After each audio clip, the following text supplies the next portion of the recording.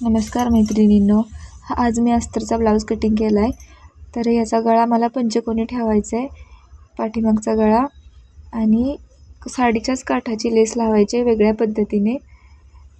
तर मी आधी गळ्याला कॉपर कलरची पायपिंग लावून घेत आहे. पायपिंग लावताना दोन्ही बाजूला फक्त लावून घ्यायची, गळ्याच्या खालच्या बाजूला नाही लावून घ्यायची. सिंगल दाब लावायचा आणि ही पायपिंग लावून घ्यायची म्हणजे व्यवस्थित बसते.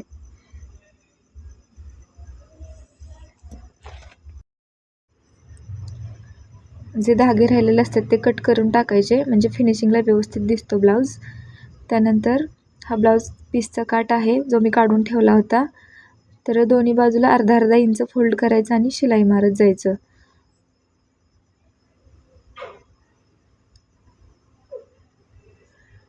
त्यानंतर ही पट्टी फोल्ड करायची आणि मध्य काढायचा त्याचा.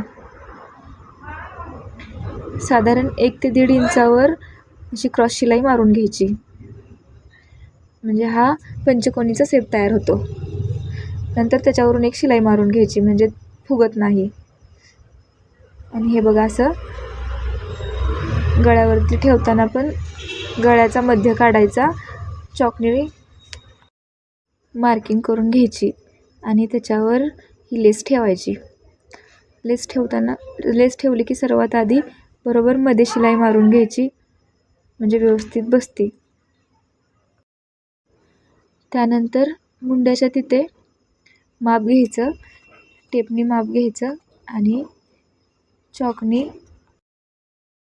मार्किंग करून घ्यायची आणि मार्किंगनुसार शिलाई मारत जायचं.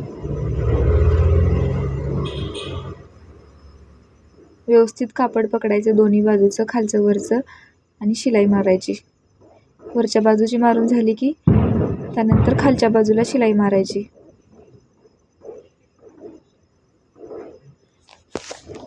एकदम व्यवस्थित मारायची, टक्समध्ये फुगा नाही आला पाहिजे. दोन्ही हाताने व्यवस्थित धरून शिलाई मारायची. हे बघा. आणि त्यानंतर फोल्ड करून दोन्ही बाजूची उरलेली लेस आहे ती कट करून टाकायची.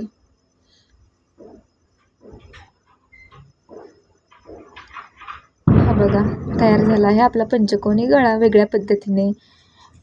चॅनलला सबस्क्राईब करा, लाईक करा, कमेंट करा.